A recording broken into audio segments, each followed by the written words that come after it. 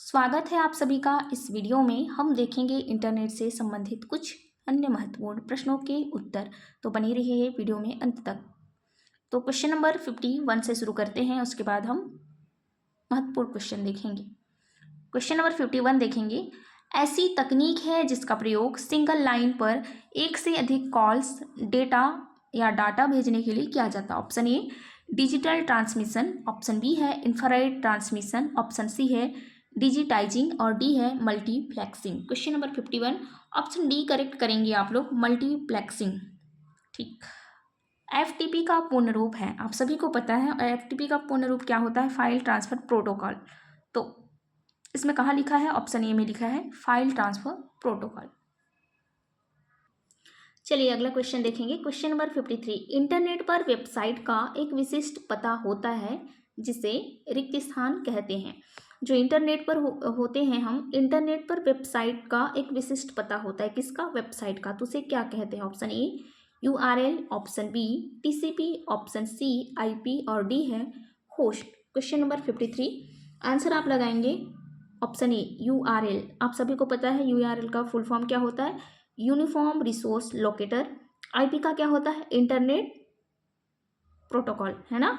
TCP का आप लोग मुझे कमेंट करके बताएंगे। चलिए क्वेश्चन नंबर 54 देखेंगे।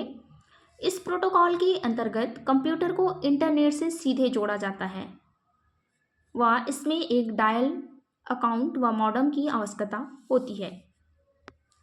एक प्रोटोकॉल है जिसमें हम इंटरनेट को कंप्यूटर से सीधे जोड़ सकते हैं। क्वेश्चन ये पूछ रहा है, option A Telnet, option B Usenet protocol, option C point to point protocol, option D है वेब या WAP। तो question number 54 option C correct करेंगे, पॉइंट टू पॉइंट प्रोटोकॉल। इससे हम अपने कंप्यूटर को इंटरनेट से सीधे जोड़ सकते हैं। चलो क्वेश्चन नंबर 55 देखेंगे। नियमों का एक सेट है, ऑप्शन ए संसाधन resource locator, option B domain, option C hypertext और डी है प्रोटोकॉल। तो क्या होता है, ऑप्शन डी आप करेक्ट करेंगे। जो प्रोटोकॉल होता है वो क्या होता है, नियमों का एक सेट होता है। Question number 55 option D correct करेंगे। अगला क्वेश्चन 56 में देखें, टेलनेट रिक्त स्थान आधारित कंप्यूटर प्रोटोकॉल है। ऑप्शन ए ध्वनि, option B text, option C image, option D animation. तो टेलनेट किस तरह का आधारित कंप्यूटर प्रोटोकॉल है, क्वेश्चन नंबर 56 पूछ रहा है। तो इसका आंसर हो जाएगा ऑप्शन बी करेक्ट करेंगे, टेक्स्ट। ठीक है, टेक्स्ट आधारित कंप्यूटर प्रोटोकॉल है। क्वेश्चन नंबर 57 देखें, P2P एक रिक्त स्थान एप्लीकेशन आर्किटेक्चर है। ऑप्शन ए क्लाइंट या server, option B distributed, option C centralised, option D में है वन टीयर। तो क्वेश्चन नंबर 57 का ऑप्शन बी लगाएंगे आप लोग। P2P एक क्या है, डिस्ट्रीब्यूटेड एप्लीकेशन आर्किटेक्चर है। समझ गए। Question number 57 option B correct करेंगे। चलिए अगला क्वेश्चन देखेंगे। इंटरनेट पर बिना किसी कंट्रोल, अच्छा सेंट्रल सर्वर के, क्या बोला है, इंटरनेट पर बिना किसी सेंट्रल सर्वर के किसी विषय पर विचारों के आदान प्रदान के लिए प्रयुक्त प्रोटोकॉल को कहते हैं। देखो इंटरनेट पर सेंट्रल सर्वर में जो सर्वर होता है उस पर विचारों के आदान प्रदान करने के लिए प्रयुक्त प्रोटोकॉल को क्या कहते हैं। अरे आपकी जो बाबू सोना होगी ना, उसको यहाँ से यहाँ आप कुछ मैसेज भेज रहे हो तो वो विचार है उसको किस प्रोटोकॉल के तहत आदान प्रदान होगा। Option A OLTP, option B HTTP, option C Gopher या डी है यूजनेट। तो क्वेश्चन नंबर 58 का आंसर डी लगाएंगे, यूजनेट। ठीक है, चलो क्वेश्चन नंबर 59 देखो। उस प्रोटोकॉल के अंतर्गत कंप्यूटर को इंटरनेट से सीधे जोड़ा जाता है व इसमें एक डायल अकाउंट व मॉडेम की आवश्यकता होती है। Option A Telnet, option B Usenet protocol, option C point protocol और डी है वेब। तो क्वेश्चन नंबर 59 का आंसर सी लगाएंगे, पॉइंट प्रोटोकॉल। यदि यहाँ पर ऑप्शन में पॉइंट टू पॉइंट प्रोटोकॉल होगा तो भी आप करेक्ट करेंगे उसी को। ठीक है, क्वेश्चन नंबर 60 देखते हैं। निम्नलिखित में से कौन सा कम्युनिकेशन प्रोटोकॉल प्रत्येक कंप्यूटर के लिए मानक सेट करता है जो कि वेब आधारित सूचनाओं को एक्सेस करती है। Option A XML, option B DML, option C HTTP और डी है HTML। Question number 60, option C correct करेंगे, HTTP hyper text transfer protocol. ठीक है, चलो क्वेश्चन नंबर 61 देखेंगे। इस प्रोटोकॉल का प्रयोग हैंड हेल्ड डिवाइसों पर इंटरनेट को एक्सेस करने में होता है। हैंड हेल्ड समझ रहे हैं ना, जिसको हाथों से आप पकड़ सकते हैं, चला सकते हैं, इधर उधर ले जा सकते हैं। चलो question number 61, option A TCP/IP, option B OLD, option C ARP और डी है वेब। तो क्वेश्चन नंबर 61 का वेब लगाएंगे, ऑप्शन डी। चलो क्वेश्चन नंबर 62 देखते हैं। यह प्रोटोकॉल IP आधारित नेटवर्क्स पर ध्वनि को विस्तृत कर संचार हेतु प्रयोग में लाया जाता है। Option A TCP/IP, option B OLD, option C SMTP और डी है ATP। Question number 62 option B लगाएंगे, OLD, मतलब OLD हो जाएगा, सीधा सीधा आधा लिख के आता है ना ऐसा। ध्वनि को वितरित कर संचार हेतु प्रयोग लाया जाता है, तो ऑप्शन बी करेक्ट करेंगे। मॉडम किसके साथ कनेक्ट किया जाता है? मॉडम किसके साथ कनेक्ट किया जाता है या किसके बीच में कनेक्ट किया जाता है? Option A processor, option B motherboard, या सी में है फोन लाइन या टेलीफोन लाइन करेंगे। ठीक, और डी है प्रिंटर। तो 63 का ऑप्शन सी लगाएंगे, फोन लाइन।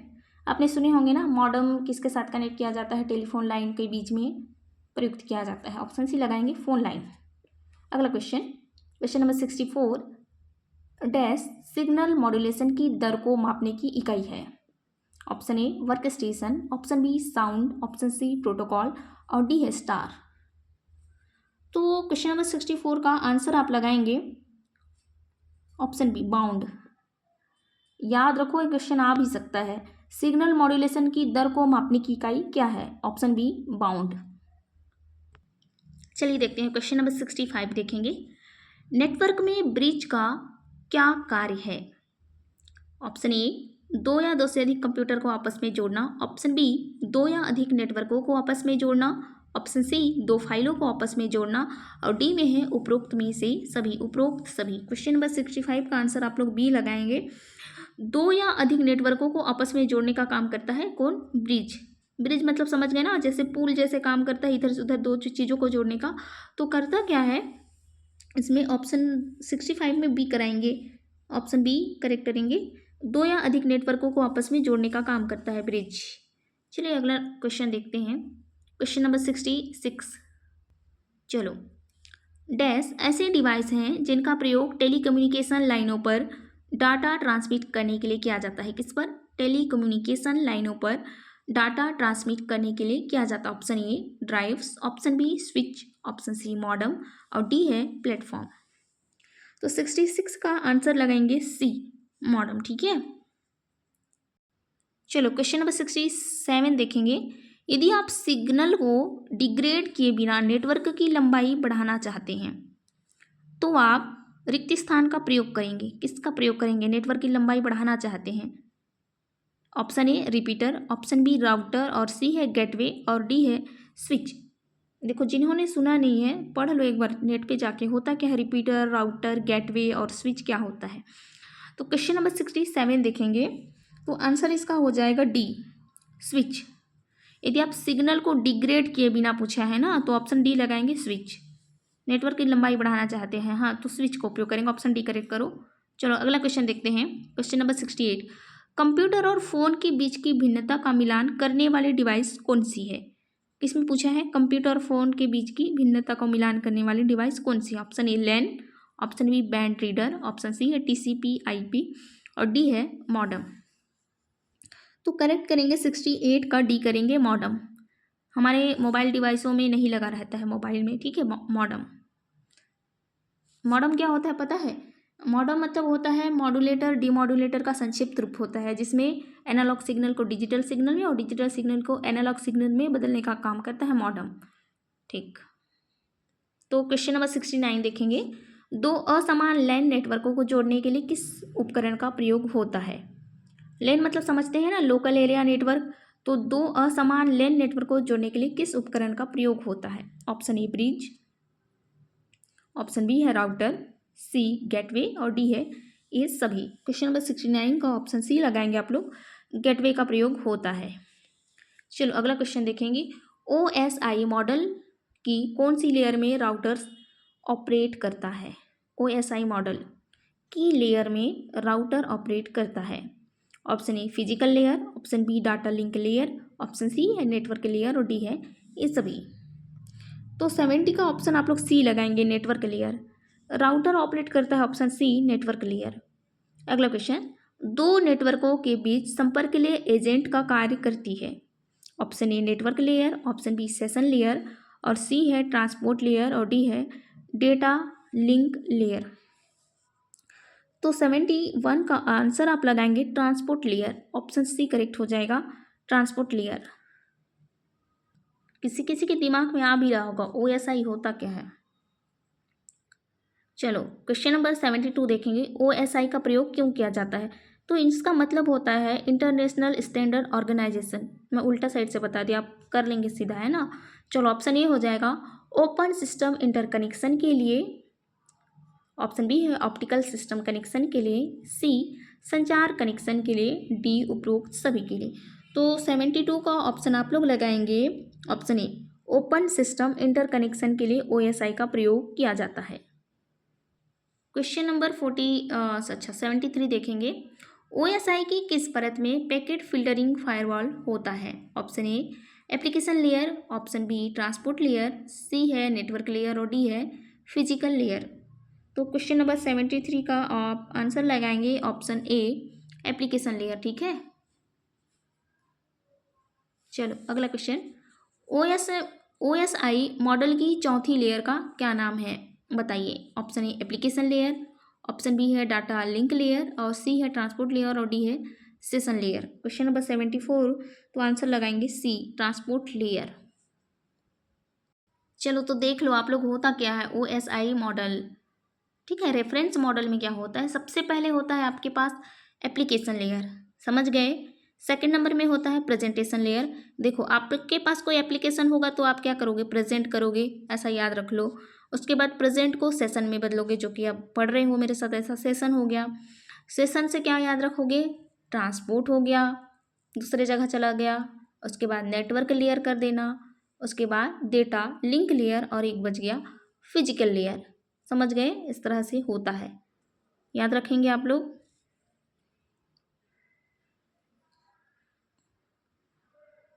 ठीक है, दिख रहा है पूरा? ठीक है, अब दिख रहा होगा। चलो अब MCQ देखेंगे। तो क्वेश्चन कहाँ था, हम लोग 74 देख रहे थे ना, तो ऑप्शन सी लगाएंगे, ट्रांसपोर्ट लेयर। ठीक, चलो अगला क्वेश्चन देखेंगे। चौथा में ये लगा लेंगे ना, चौथा लेयर क्या है, ट्रांसपोर्ट लेयर। अगला देखते हैं, दो नेटवर्क के बीच संपर्क के लिए एजेंट का कार्य कौन करती है? अरे ये तो थोड़ा रिपीट क्वेश्चन हो गया। चल ठीक है, इसका आंसर नेटवर्क लेयर करेंगे। अगला क्वेश्चन, फिजिकल एड्रेस को और किस नाम से जाना जाता है? Option A logical address, option B है IP एड्रेस, सी है मैक एड्रेस और डी है इनमें से कोई नहीं। क्वेश्चन नंबर 76 का आंसर आप लोग लगाएंगे मैक एड्रेस बोलते हैं फिजिकल लेयर को। अब देखो, अवस्थ, AVG और केसर प्रेक्स स्काई, ऐसे कुछ है ना, स्काई उदाहरण है। ये सब का क्या क्या है, तो ये सब क्या होते हैं, एंटीवायरस सॉफ्टवेयर होते हैं, आप लोग सुने भी होंगे, है ना। ऑप्शन सी लगाएंगे।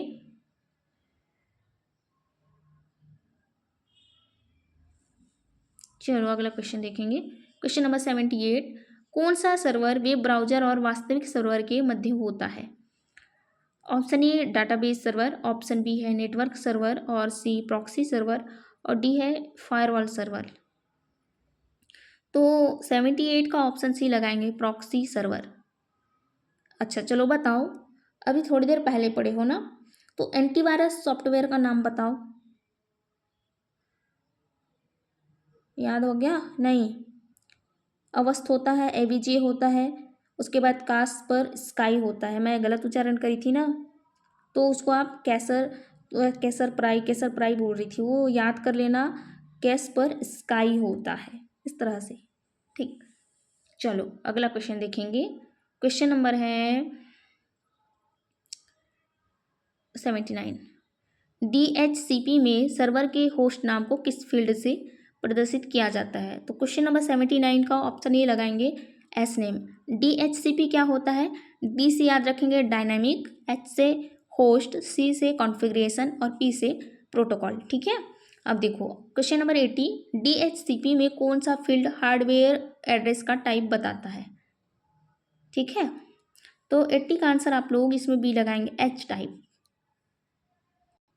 चलिए अगला क्वेश्चन देखेंगे, ये भी इंटरनेट से संबंधित प्रश्न है कि उसका विकास कब हुआ, कैसे बना, ये सब देखेंगे।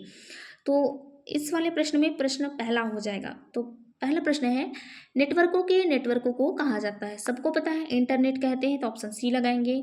ऑप्शन दूसरा देखो, इंटरनेट को बनाया गया है 1950 के दशक में, वर्ष 1960 के दशक में, वर्ष 1970 के दशक में, और डी में दिया गया है वर्ष 1980 के दशक में। तो इंटरनेट को 50 और 60 के दशक में बनाया गया था, तो ऑप्शन ए आप करेक्ट करेंगे, 1950 और 60 के दशक में।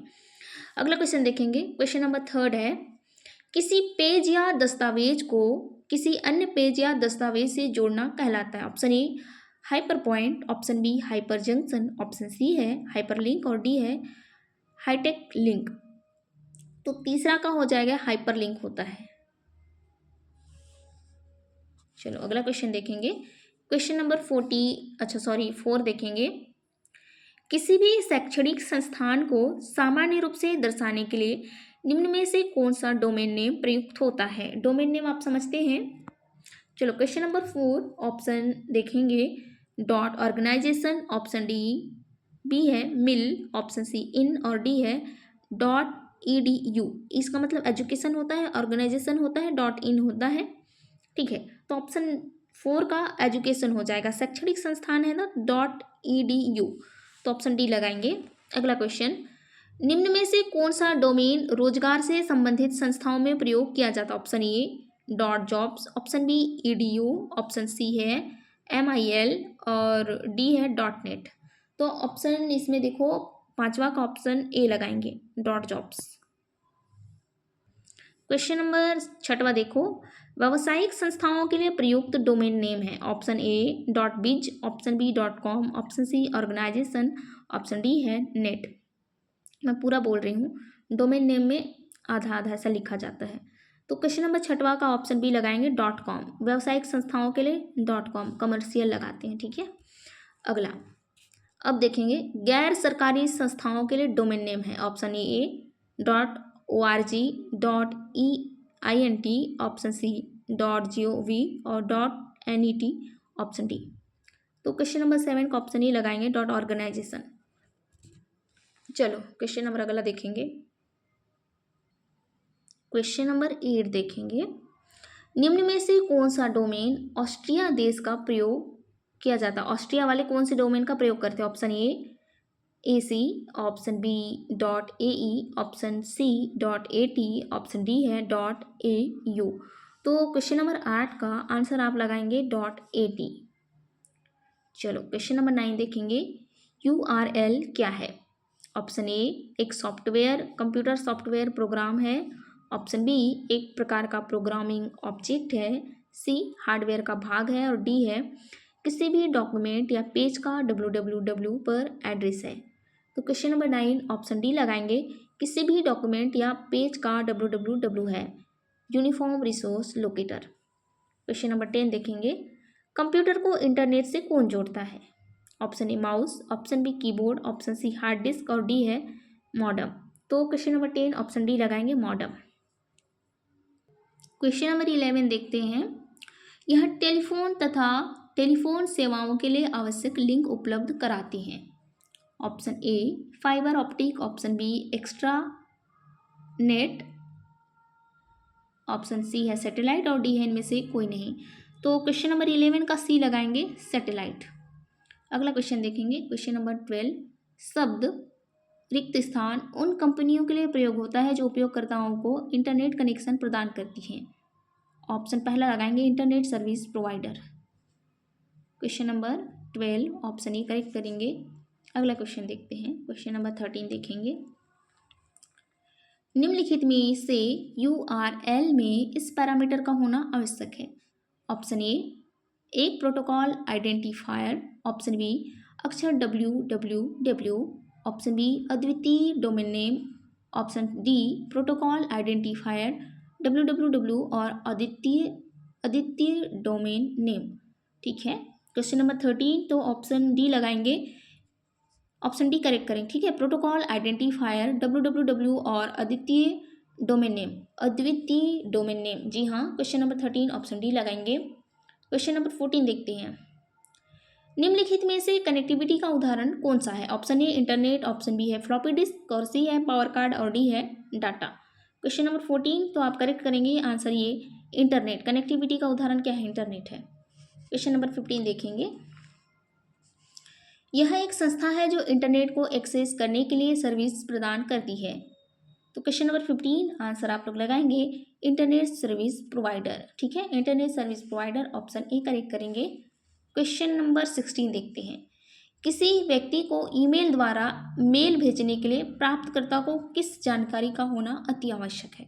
ऑप्शन ए इंटरनेट का, ऑप्शन बी है modem, option C telephone line, और डी है ईमेल एड्रेस का। देखो, आप किसी के पास इंटरनेट के माध्यम से मेल भेजना चाहते हैं तो आपको ईमेल एड्रेस पता होना चाहिए ना दूसरे व्यक्ति का, तभी तो आप भेजेंगे। समझ गए ना? Question number 16 option D correct करेंगे।